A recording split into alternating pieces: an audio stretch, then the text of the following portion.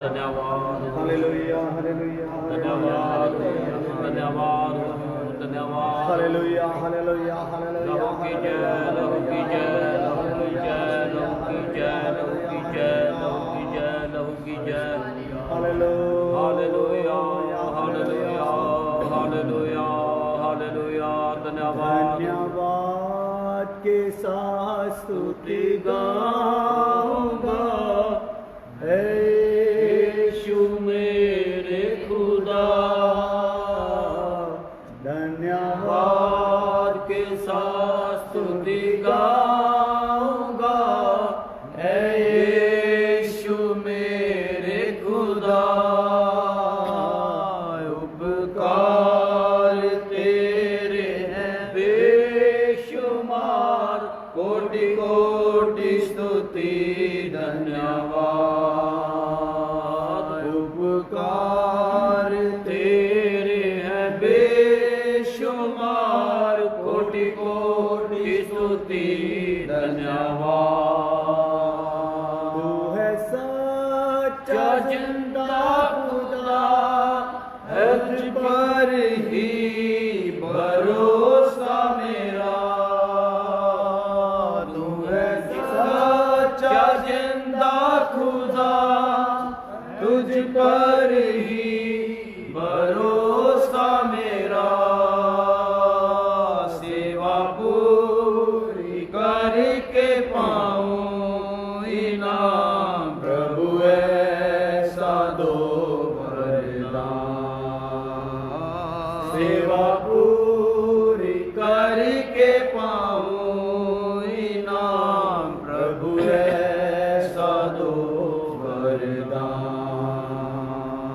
धन्यवाद के साथ स्तुति गाऊंगा यीशु मेरे खुदा उपकार तेरे हैं बेशुमार कोटि कोटि स्तुति धन्यवाद उपकार तेरे हैं बेशुमार कोटि कोटि स्तुति धन्यवाद योग्यता से बढ़ के दिया है अपनी दया से तूने मुझे योग्यता से बढ़ के दिया है अपनी दया से तूने मुझे मांगने से ज्यादा मिला मुझे आभारी हूँ प्रभु मैं मांगने से ज्यादा दिया मुझे आभारी हूँ प्रभु मैं धन्यवाद के साथ स्तुति गाऊंगा यीशु मेरे खुदा उपकार तेरे हैं बेशुमार कोटि कोटि स्तुति धन्यवाद उपकार तेरे हैं बेशुमार कोटि कोटि स्तुति धन्यवाद कोटि कोटि स्तुति हालेलुया हालेलुया धन्यवाद हम क्या करेंगे लहू की जय लहू की जय लहू की जय हालेलुया हालेलुया दुआ करते हैं खुदावन खुदा तेरा शुक्र तेरी तारीफ करते हैं धन्यवाद करते हैं आज के दिन के लिए समय के लिए खुदावन यहाँ पे बैठ के जब तेरे वचन सुन रहे हैं जहाँ जहाँ भी लोग अपने घरों में परिवारों में बैठे हैं उनके लिए धन्यवाद हो और भी जो बैठने जा रहे तेरा पुत्र आत्मा प्रेरित करे प्रेरणा करे खुदावन सब लोग तेरी सुने और तेरे पुत्र दूत रखवाली करें खुदावन बड़ी कृपा करो खुदावन खासकर आज सुबह 9 बजे से लेकर आज इस समय तक और आगे 9 बजे तक खुदाबंद जो लोग बैठे हैं जो बैठ चुके हैं, सब प्रार्थना योद्धाओं के लिए तेरा धन्यवाद, उनके परिवारों के लिए धन्यवाद खुदावन, उनके जीवनों के लिए धन्यवाद जिन्होंने खुदावन अपने जीवन में से 1 घंटा रोज का जो खुदावन लोगों के लिए युद्ध करना, अपने लिए युद्ध करना, झुंड के लिए युद्ध करना और उनकी जो मैल है उसको निकालने के लिए युद्ध करने का मन दिया है, उसके लिए धन्यवाद। और मैं प्रार्थना करता हूँ और भी लोग जुड़ते जाएं, और जिन्होंने आज प्रार्थना कर दी है खुदावन उनको बड़ी आशीष देना, जो अभी लगे हुए हैं उनको भी बड़ी आशीष देना, धन्यवाद, कृपा बनाए रखना खुदावन, और ये वचनों के द्वारा भी तेरा नाम महिमा पाए, जहाँ तक तेरी आवाज़ जाए तेरे लोग आशीष पाएं, प्रभु यीशु मसीह के नाम में आमीन, हालेलुया। हालेलुया। तो आवाज़ मेरा ख्याल सबको साफ आ रही होगी, अगर सुनती है तो यस कर दें। तो हम लोग देख रहे हैं विषय हमारा चल रहा है, इसमें हम क्या करें, तो हम क्या करें हमारा मेन जो है सब्जेक्ट है, उसमें छोटे छोटे सब्जेक्ट लेकर हमने आपके पास दे दिए हैं, ताकि अगर आप भी इस विषय के साथ सहमत है कि हम क्या करें, तो उसमें बता दिया है कि हम क्या करें। तो आप लोगों ने उसमें देखना है आप लोगों ने उसमें क्या कुछ किया है कि नहीं किया। तो ये 10वीं बात हम अभी सीख रहे हैं, वो है अपना जो हाँ जी पवित्र आत्मा के फल है ना, वरदान, वो तो कल का विषय था ना, इतवार का। तो पवित्र आत्मा के जो फल जो है उसको हम लोग देख रहे थे। हालेलुया, धन्यवाद धन्यवाद, हालेलुया, स्तुति धन्यवाद धन्यवाद, स्तुति हो स्तुति हो स्तुति हो। थोड़ी देर धन्यवाद करें। हालेलुया, स्तुति हो, तेरी तारीफ तेरी स्तुति धन्यवाद, हालेलुया हालेलुया, तेरी तारीफ तेरी स्तुति तेरा हालेलुया, तेरी तारीफ तेरी स्तुति तेरा शुक्र, हालेलुया हालेलुया हालेलुया, तेरी तारीफ तेरी स्तुति हो, स्तुति हो, तेरी तारीफ धन्यवाद तेरा शुक्र धन्यवाद, प्रभु तेरी तारीफ तेरा शुक्र तेरा शुक्र प्रभु, हालेलुया हालेलुया, प्रभु तेरा शुक्र प्रभु तेरा शुक्र तेरा शुक्र, हालेलुया हालेलुया। तो हम लोग पवित्र आत्मा के फल में देख रहे थे कि आत्मा का फल और उसकी किस्में। दूसरा था फल मृत्यु का प्रमाण है। तीसरा था फल आवश्यक है। चौथा था फल से पहचान होती है। पांचवी बात थी फल का अभिप्राय या मकसद क्या है। छठा था फल का स्रोत क्या है। सातवां था फल फैलाव का स्रोत है। हालेलुया। तो उसके आगे हम आत्मा के वरदान के विषय में देख रहे थे। हालेलुया। क्या देख रहे थे? आत्मा के वरदान। तो आत्मा के वरदान जो है वो है हमारा मेरे ख्याल में 11वां विषय। 9वां था आत्मा का फल और 10वां मेरे ख्याल में 10वां है आत्मा के वरदान। उसमें फिर आगे जाएंगे 11वें में आत्मा से भरपूर जीवन। तो आत्मा के वरदान में हम देख रहे थे वरदानों के किस्में, फिर हमारे लाभ के लिए हैं। वरदान हमारे लाभ के लिए हैं, यही है। तो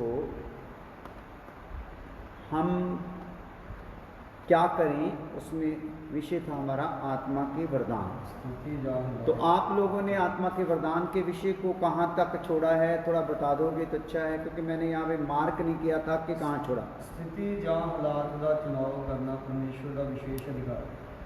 ये आत्मा के वरदान जो है उसका पहला पॉइंट है वरदानों की किस्में, वो निकल चुका है। दूसरा वरदान किस रूप से दिए जाते हैं। हाँ हाँ, वरदान किस रूप में दिए जाते हैं। हाँ, इसमें है, इसमें कौन सी आयत है?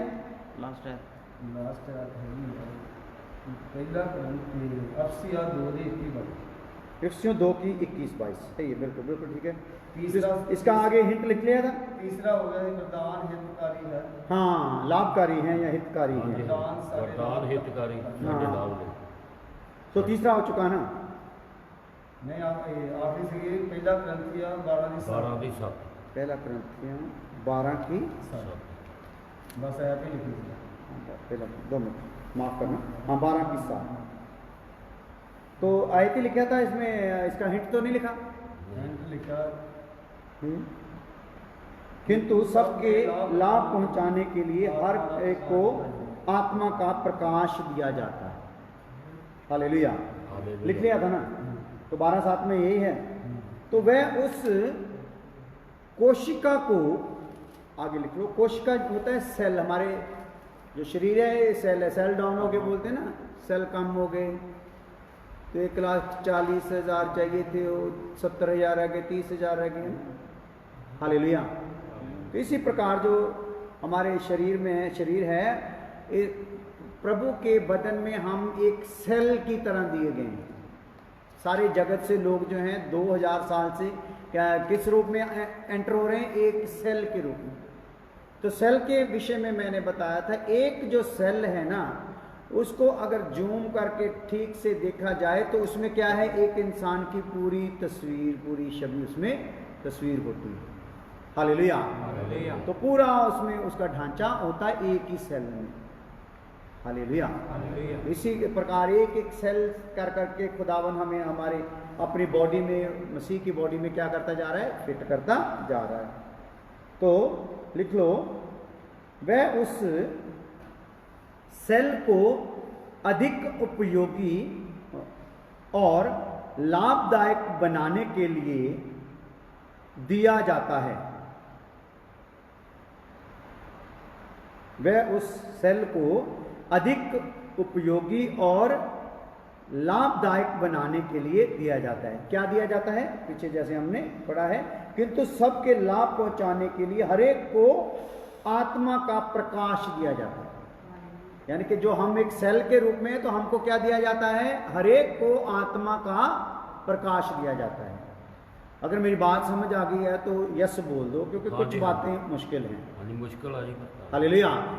तो यहाँ 12:7 में हम बात क्या सीख रहे हैं कि वरदान जो है हम सबके लिए क्या है? हितकारी है, लाभकारी है, हमारे लाभ के लिए है। तो आत्मा क्या करता है? हरेक को उसके लाभ के लिए क्या देता है? प्रकाश दे देता है। उस सेल के द्वारा कितना प्रकाश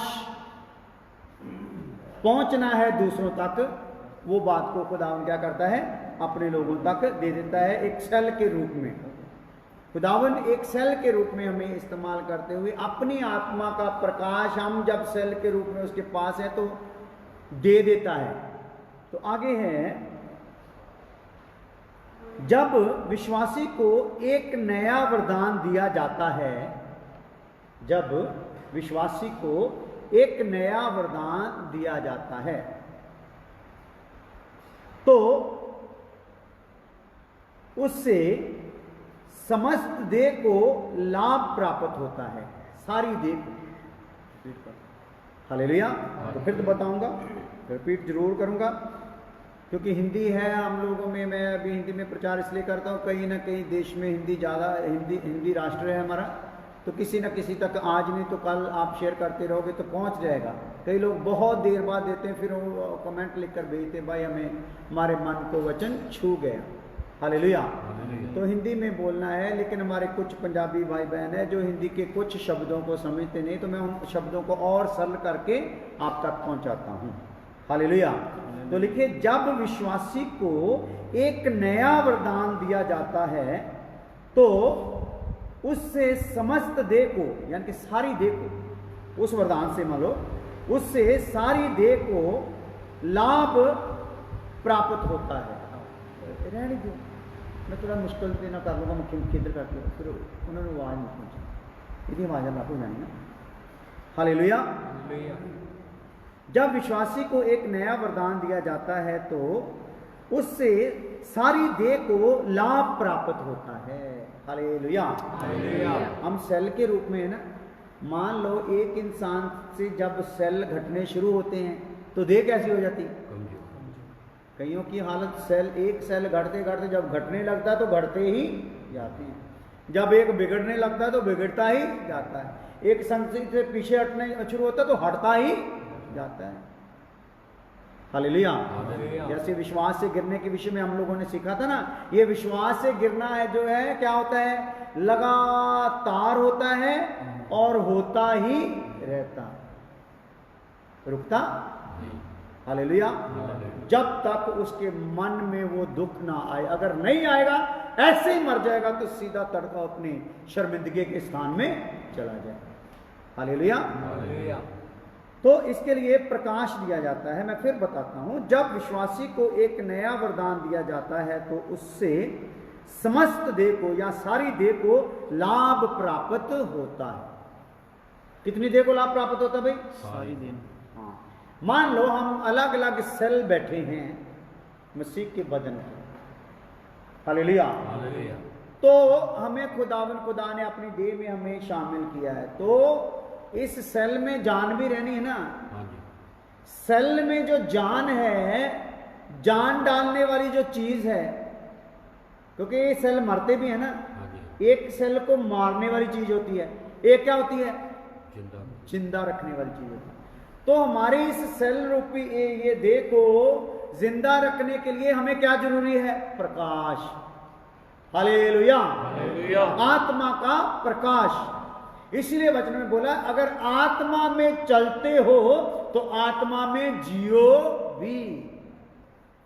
हालेलुया। क्या करते हो? अगर आत्मा में चलते हो तो आत्मा में क्या करो? जियो।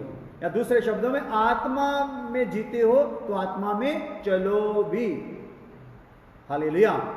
तो इसलिए ये बात हमें बड़ा प्रोत्साहित करती है। हम में से एक सेल मरेगा तो बाकी सेल पर भी क्या होगा? जो हमारे नजदीक के हैं, प्रभाव आएगा। हमारे परिवार में एक की मौत हो जाती तो कई लोगों को क्या हो जाता है ना? हम उनको परिवार में उनका अपना हम समझते हैं ना। मान लो हमारे माँ है, भाई है, बहन है, पत्नी है, बेटा है, तो किसी के बीच में से ऐसे मौत हो जाती है तो सारे परिवार पर उसका क्या आता है? असर। परिवार, नजदीक के परिवार को असर आता है। कई तो उस गम में कई बार 1-2 दिन के बाद वो भी चले जाते हैं। मैंने ऐसे कई घटनाएं सुनी है। एक पति चला गया ना तो दूसरे तीसरे दिन बाद पत्नी भी चली गई, उससे सहारा ही नहीं गया। या पत्नी चली गई तो पति चला गया, भाई चला गया तो बहन चली गई। क्योंकि आपसी संबंध क्या है? बहुत बढ़िया संबंध है, उन्हें अकेला रहना भी भाता ही। हालेलुया। तो हमारे परिवार में भी जब शिवा के पहले जो बेटा ही था वो भी, हालेलुया, तो ढांचा उसका बन चुका था, लेकिन कुछ समय पहले ही कुछ ऐसा हो गया कि वो केस खराब हो गया, तो बड़ा ऐसे मन खराब हुआ। तो मैं प्रभु का धन्यवाद देता हूँ, शिवा ने बहुत आराम से उस बात को सह लिया, लेकिन हम लोगों को बहुत ज़्यादा उस टाइम तकलीफ हुई। तो कहने का मतलब है यहाँ एक सेल जो है जीवित रहना। अगर आप कलीसिया में जीवित अपने आप को साबित करना चाहते हैं, या बोलते हैं कि हम जीवित हैं, तो आपके पास एक के पास आत्मा का प्रकाश होना बहुत ज्यादा जरूरी है। निजी प्रकाश, जो हमें प्रकाश मिल रहा है उस प्रकाश से आपको एनर्जी मिल रही है, वो एनर्जी एक अलग चीज है, लेकिन आपके अंदर आई हुई एनर्जी क्या है? एक अलग चीज। हालेलुया। हालेलुया। समझते हो ना? एक माँ जब बच्चे को दूध पिलाती है या कुछ खाना खिलाती है ना, तो आप कई बार भूखी रह लेती, बच्चे को खिलाती है, तो उसके लिए माँ को एक हौसला होता है। लेकिन वो लगातार अगर बच्चे को खिलाती रहेगी, खुद नहीं खाएगी तो क्या हो जाएगी? कमजोर होते होते वो भी खत्म हो जाएगी। हालेलुया। तो यही मैं इस बात पर आपको नीचे डीप लेके जाना चाहता हूं कि हम लोग प्रभु के बदन में एक सेल की तरह है। तो सेल जो होता है ना, ये असल में नंगी आंख से देखने वाली चीज होती नहीं। हालेलुया। तो लहू की एक बूंद ली जाती है, तो लेबोरेटरी में जब सेल किसी के डाउन हो जाते, सेल बोलते कम हो गए, तो ले लिया जाता है। तो एक बूंद में वो उनको कितने चाहिए होते? कम से कम 1,40,000 के करीब चाहिए होते। Hallelujah, hallelujah. तो कहने का मतलब उस एक सेल में एक रूप है। रूप भी कितना है? पूरे का पूरा। तो हम लोग ऐसे नहीं समझना हम प्रभु की उंगली हैं तो उंगली है, ना ना, ये उंगली में भी प्रभु का क्या है? पूरे का पूरा रूप है, पूरे का पूरी सामर्थ्य है, पूरे का पूरा काम है। Hallelujah, hallelujah. इसलिए पत्नी जब मर जाती है एक पति की, तो उस पति को क्या बोलते हैं भाई? जिस पति की पत्नी मर जाती है उस पति को क्या बोलते हैं? चलो उसको आपको नहीं याद होगा। एक पत्नी का पति मर जाता है तो उस पत्नी को क्या बोलते हैं? हाँ जी बोलो। विधवा, विधवा, विधवा। Hallelujah, hallelujah. तो क्यों उसको विधवा बोलते हैं?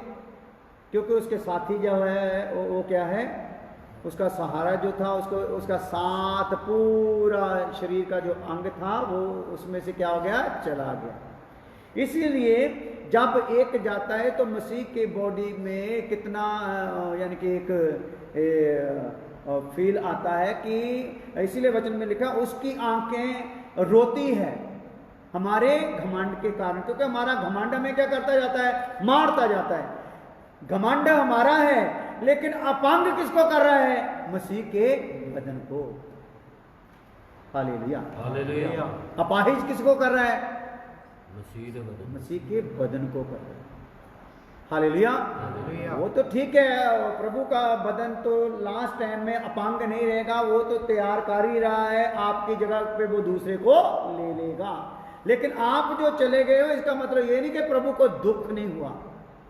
उसकी जान पर्दे के अंदर क्या करती रहती है? रोती है। मौका उसका था। हालेलुया, लेकिन ये दूसरा भाई ले गया। हालेलुया। तो ये वरदानों का जो सिस्टम है इसको हम अच्छे से समझना है। तो यहाँ पे हम देख रहे हैं जब विश्वासी को एक नया वरदान दिया जाता है, यानी कि पवित्र आत्मा की तरफ से एक विश्वासी को एक नया वरदान दिया जाता है, तो उससे सारी देह को लाभ प्राप्त होता है। कलीसिया में एक के पास वरदान आ गया तो कितनी कलीसिया को लाभ मिलेगा भाई?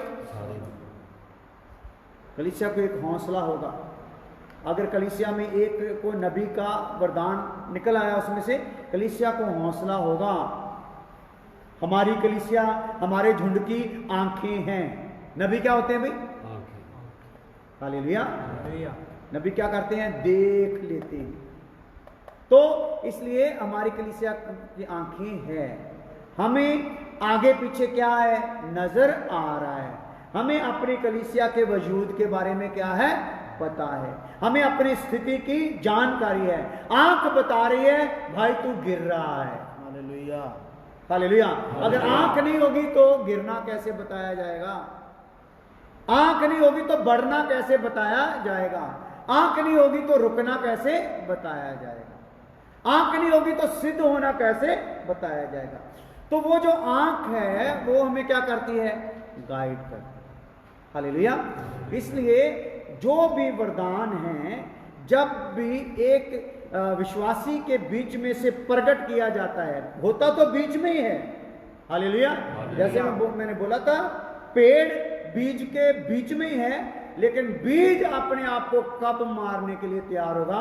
वो पेड़ फिर ही प्रकट होगा। लेकिन फिर भी प्रकट कैसे होगा? एकदम से नहीं, धीरे धीरे धीरे धीरे प्रकट होता है। हालेलुया। इसी प्रकार कलीसिया में भी प्रकाशन दे दे के प्रभु एक को कुछ, एक को कुछ, एक को दान का वरदान देता है। हालेलुया। एक को ज्ञान का वरदान देता है, एक को नबी का वरदान देता है, एक को उपदेश का वरदान देता है, एक को रखवाले का वरदान दे देता है। हालेलुया। तो वरदान मतलब उस रूप में उसको क्या करता है? इस्तेमाल करता है। तो वो सारी कलीसिया के लिए क्या होता है? लाभ की बात। तो आइए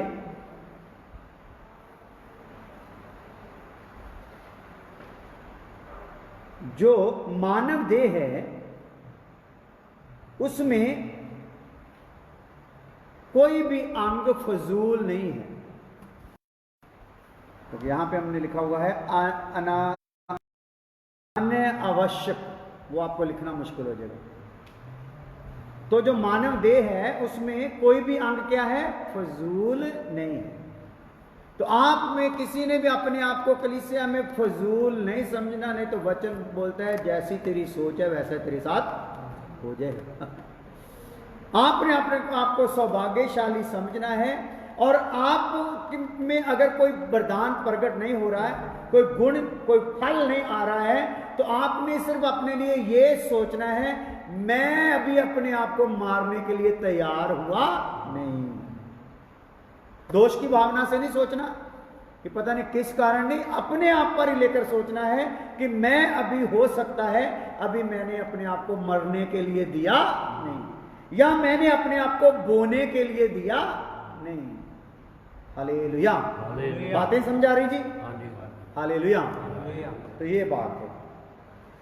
तो मानव देह में कोई भी अंग फजूल नहीं है। इसी प्रकार मसीह की देह में भी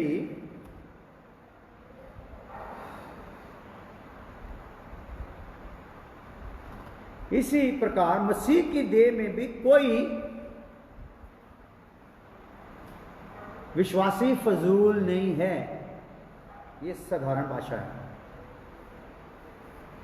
जैसे हमारे अंग है ना, इनमें कोई फजूल आपको लगता है? हालेलुया। जैसे मान लो इसमें कुछ अंग है, काट दिए जाते हैं, काटते हैं तो दर्द नहीं होता, बाल हैं काटते हैं दर्द होता नहीं है, नाखून है काटते हैं दर्द होता नहीं है, टाइम टाइम पर वो क्या होते रहते हैं, कटते रहते हैं। तो कलीसिया में भी ऐसे कुछ आते हैं जिनका जरूरत कलीसिया में होती नहीं है, तो खुदा क्या करता है, पहले उनको बढ़ने देता है। जब देह का बेढंगा सा दिखना शुरू होता है तो उसको क्या करता है, काट देता है। तो मैंने भी आज बात कर रहा था, मेरे बाल अभी ज्यादा बढ़ गए हैं तो इसको थोड़ा छोटा कराना है, तो फजूल आ गए हैं तो उसको क्या कर देना है, तो जब काटना है तो मेरे को अफसोस होना, क्योंकि फजूल था काट दिया। जो फजूल है उसके लिए कोई अफसोस नहीं है, लेकिन अगर मेरी उंगली काट दी जाए उसके लिए क्या होगा, अफसोस भी होगा, दर्द भी होगा, और मेरा डिजाइन भी क्या हो जाएगा, बिगड़ जाएगा। हालेलुया। इसलिए मसीह की देह में कोई भी फजूल नहीं है। हाँ, जो अनावश्यक अंग हैं जो बढ़ते रहते हैं, आके झाड़ियां हैं, जो उनको हम झाड़ियों के रूप में कहते हैं, झाड़ी या पत्थर के, वो क्या टाइम पर क्या कर दिए जाते हैं, निकाल दिए जाते हैं, उतार दिए जाते हैं, कि ताकि कलीसिया की सूरत जो दुल्हन की सूरत है उसमें कोई भी बिगाड़ आए ना। तो वो कौन करता है, काटता कौन है, खुदा खुद काटता है। शेप कौन देता है, खुदा खुद देता है। हालेलुया।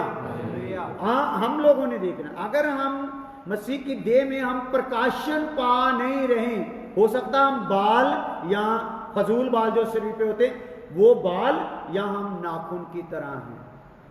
तो एक बार मैंने आज से कोई 9 साल पहले एक विषय बताया था, आपकी रोशनी कहीं अंधेरा ना हो, आपका उजाला कहीं अंधेरा ना हो। तो उसमें मैंने बताया था, एक इंसान है, मान लो उसके नाखून बढ़ते ही जा रहे हैं, नाखून बढ़ते जा रहे हैं, तो नाखून जब मान लो यहां तक नाखून आ गए तो वो रोटी खाने लगेगा, तो नाखून है, तो ऐसे रोटी तो उंगली से उठानी है कि नाखूनों से, तो वहां रुकावट कौन डालेंगे बीच में आके, नाखून डाल। एक तो नाखून डालेंगे, दूसरे को भी तंग करेंगे, कई बार ऐसे सोते हुए तो ऐसे कहीं लग गया तो खुद को भी जख्मी करेंगे, दूसरों को भी करेंगे, खुद को भी जख्मी करेंगे। हालेलुया। तो उसके लिए क्या होता है, हम उसको खुद ही क्या कर देते हैं, काट देते हैं। तो यीशु भी बोलता है, मैं अपनी कलीसिया को आप तैयार करूंगा, वो भी फालतू को क्या करता रहता है, काट देता है।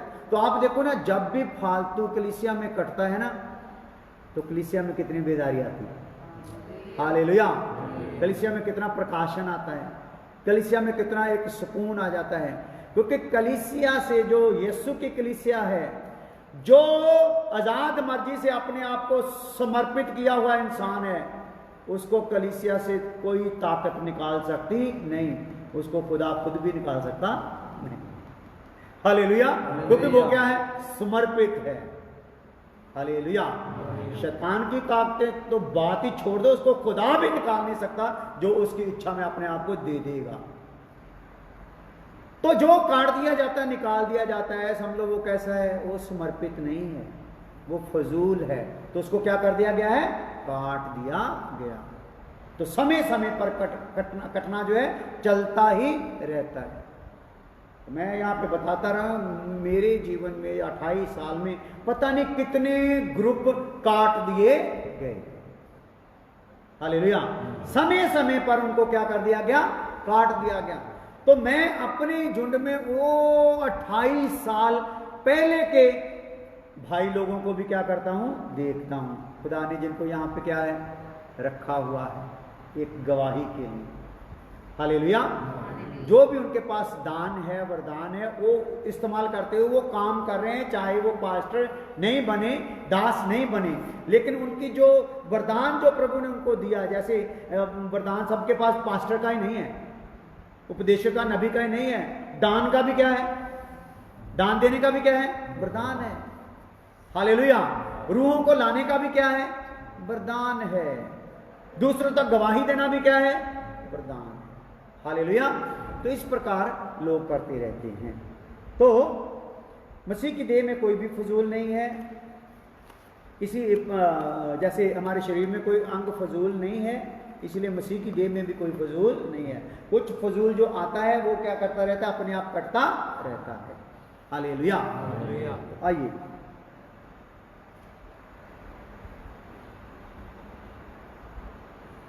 लिख लें, मसीह की देह में हमारा बपतिस्मा और मन परिवर्तन। मसीह की देह में हमारा बपतिस्मा और मन परिवर्तन। इसके लिए वचन भी पढ़ लेते हैं। 1 कुरिन्थियों 12 अध्याय उसकी 13 आयत। तो ये बात दूसरे पॉइंट में है, तीसरे में सॉरी। वरदान हमारे लिए क्या है? लाभकारी, लाभ के लिए, उसमें ये वचन आ रहा है। इसमें क्या सीख रहे हैं हम? मसीह की देह में हमारा बपतिस्मा और मन परिवर्तन। 1 कुरिन्थियों 12 अध्याय उसकी 13 आयत। 12 अध्याय उसका 13 आयत। हालेलुया। क्योंकि हम सब ने क्या यहूदी हो, हम सब ने क्या यहूदी, क्या यूनानी, क्या यूनानी, क्या दास, क्या स्वतंत्र, क्या स्वतंत्र, क्या ही आत्मा के द्वारा, क्या ही आत्मा के द्वारा, एक ही आत्मा के द्वारा, हाँ, एक ही आत्मा के द्वारा, एक देह होने के लिए, एक देह होने के लिए बपतिस्मा लिया, बपतिस्मा लिया, और हम सबको एक ही आत्मा पिलाया गया जी। Hallelujah, hallelujah. तो जिनको एक ही आत्मा पिलाया गया, जैसे ये पानी में पीने लगा भाई,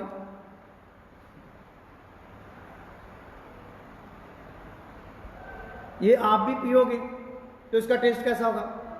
मेरे पीने से बदल जाएगा? कैसा होगा? जैसा मैंने पिया है, जैसा मेरे को टेस्ट मिला, ऐसा ही आप में भी, जैसा मुझ में इसके अंदर के मिनरल ने काम करना है, वैसा ही आप में भी करना है। तो एक ही आत्मा में पिलाया गया, मतलब कि हमें क्या किया गया है? एक ही स्वभाव में पिरोया गया। Hallelujah, hallelujah. जैसे एक ही धागे में कई रंगों के मोती पिरो दिए जाते हैं, ऐसे ही एक ही आत्मा में हम सब क्या कर दिए गए हैं? पिरो दिए गए हैं। हालेलुया। तो आइए, केवल इसलिए नहीं हुआ कि हम नरक से बच जाएं। ये बीच में आयत हमने ऐड कर दी है, लेकिन आयत के आगे पीछे की बात मैं बता रहा हूं। आयत के पहले की बात क्या है? मसीह की देह में हमारा बपतिस्मा और मन परिवर्तन। इसके लिए हमने 1 कुरिन्थियों 12:13 पढ़ा है, तो इसके लिए आगे बात हम देख रहे हैं। आयत को छोड़कर मैं इसको पढ़ूंगा। मसीह की देह में हमारा बपतिस्मा और मन परिवर्तन केवल इसलिए नहीं हुआ कि हम नरक से बच जाएं। कई लोग सोचते हैं हमने बपतिस्मा क्यों लिया भाई? मन परिवर्तन हमारा हमने क्यों किया है? क्या किससे बच जाएं? नरक से। लेकिन ये बात नहीं है। केवल इसलिए नहीं हुआ कि हम नरक से बच जाएं, परंतु इसलिए भी हुआ कि हम उसकी देह के लिए सहायता, परंतु इसलिए भी हुआ कि हम उसकी देह के लिए क्या? सहायता और आशीष हों। एक तो हम उसकी देह के लिए मददगार बने, जैसे एक सेल को प्रकाश दे दिया गया, एक विश्वासी को प्रकाशन दे दिया गया, वो उस सेल के लिए तो है ही लाभकारी, लेकिन उसके साथ वालों के लिए भी क्या है, कलीसिया के लिए भी क्या है, लाभकारी है।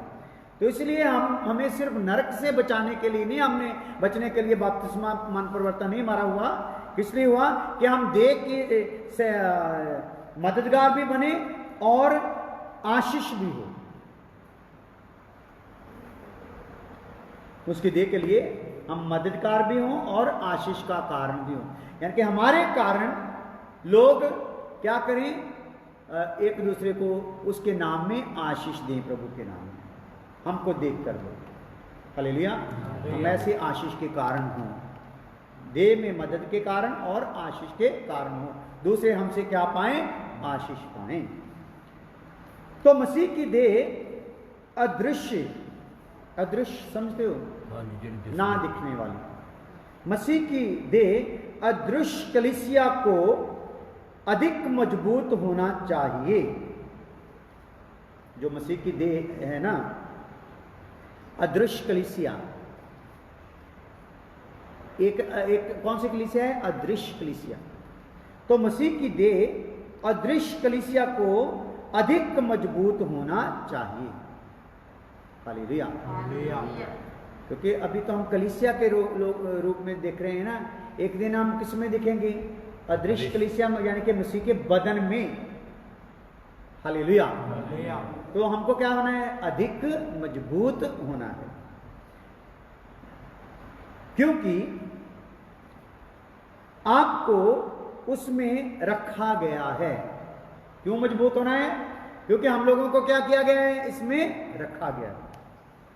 और आपको पवित्र आत्मा द्वारा विशेष वरदान देकर योग्य बना दिया गया है। हालेलुया। अभी आप अपने आप को अयोग्य नहीं कहना, प्रभु के आगे अपने आप को अयोग्य कहना, लेकिन प्रभु के काम के लिए अपने आप को अयोग्य कहना नहीं है, क्योंकि उसने क्या कर दिया है, आत्मा का वरदान आपको देकर कुछ काम करने के लायक कर दिया है। हालेलुया। क्या कर दिया है, लायक कर दिया। तो आप अपना वरदान छुपा के दबा के अपने आप को बोलते हो हम तो योग्य हैं, अयोग्य हैं, ऐसा नहीं है। खुदा बोलता है मैंने तुझको इस योग्य कर दिया है कि तू इस कलीसिया के लिए आशीष का कारण हो जा। हालेलुया। तो चौथी बात, टाइम क्या भाई, 8:24। हाँ, तो चौथी बात हम लोग लिख लो। तो कल खुदा चाहेगा तो इसी टाइम 8 बजे होगा। 12 बजे की क्लास बंद है, लेकिन हम खुदा की कृपा से चाहेंगे 12 बजे आप लोगों को पिछले जो प्रोग्राम है, चाहे अमेरिका के चाहे कनाडा के, कहीं भी जो आप लोगों की नज़र में नहीं आए हुए हैं, वो हम डाल दिया करेंगे। तो आप 12 बजे अगर कोई सुनने का मन रखता है तो आप वहाँ पे सुन सकते हैं। जैसे आज भी हमने एक डाल दिया था प्रोग्राम। हालेलुया। तो जो प्रार्थना योद्धा है उन्होंने अपनी प्रार्थना में लगे रहना है। हम आपके लिए प्रार्थना कर रहे हैं, जैसे अभी भी वचन शुरू होने से पहले प्रार्थना कर दिया है। अभी 9 बजे वो प्रार्थना का ग्रुप क्लास होगा, खत्म होगा, तो कल फिर 9 बजे सुबह शुरू होगा। तो आप में अगर कोई भी सुनने वाला अगर चाहता है इस प्रार्थना योद्धाओं में, सेना के यहोवा की सेना में शामिल होना है, तो आप अपना नाम हमें पहुंचा सकते हैं, अपना टाइम भी पहुंचा सकते हैं। हालेलुया। तो एक बात और मैं लास्ट में बोलना चाहता हूँ, मैं रिपीट ही करता रहूँगा ये बात।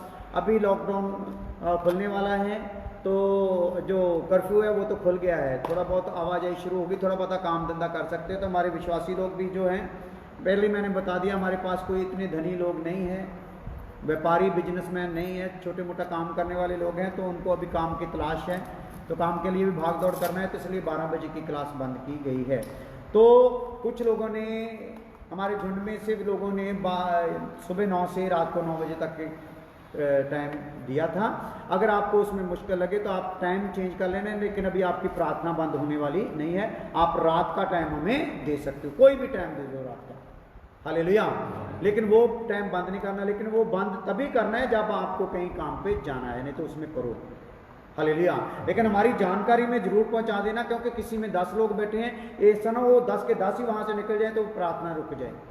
ये आप लोगों की जिम्मेदारी है, सेना का यहोवा आपको देख रहा है। अभी अगुवाई आपकी वही कर रहा है, तो आपने ईमानदारी से ये काम को भुगताना है। हमें आपकी प्रार्थना की बहुत ज़रूरत है, तो प्रार्थना करते हैं। कल जो हम सीखेंगे उसके लिए आप लिख लो, वरदानों की चाह होनी चाहिए, यानी कि हमारी इच्छा क्या होनी चाहिए, प्रभु मुझ में से जो तेरा पवित्र आत्मा वरदानों सहित आया है वो मुझ में से क्या हो जाए, प्रकट हो जाएं। तो हमारी एक चाहत भी होनी चाहिए वरदानों की। चौथा पॉइंट है ये, तो इस पर हम कल रात को विचार करेंगे। तो प्रार्थना करते हैं। कोई और सूचना है? ठीक है, हालेलुया। तो भाई सनी खुदा के दास आपको रोज 2 या 3 सवाल दे रहे हैं बाइबल स्कूल में से, संडे स्कूल में से, तो आपने उनका जवाब जरूर देना है। अगर नहीं पता चलता तो आपने बोल देना है इसका जवाब मेरे को पता नहीं है, तो आपने हरकत में रहना है। खुदा आपको आशीष दे। प्रार्थना करते हैं। प्रभु धन्यवाद हो आज के दिन के लिए, समय के लिए। खुदा बैठकर जब तेरे वचन को सुना है, ये वचनों के द्वारा तेरे लोगों के जीवन बदल जाए प्रभु यीशु मसीह के नाम में। अब हमारे खुदा का फजल, बाप की मोहब्बत, पवित्र आत्मा की रक्षा अब से लेकर हमेशा हमेशा तक सब ईमानदारों के साथ साथ होती रहे। आमीन।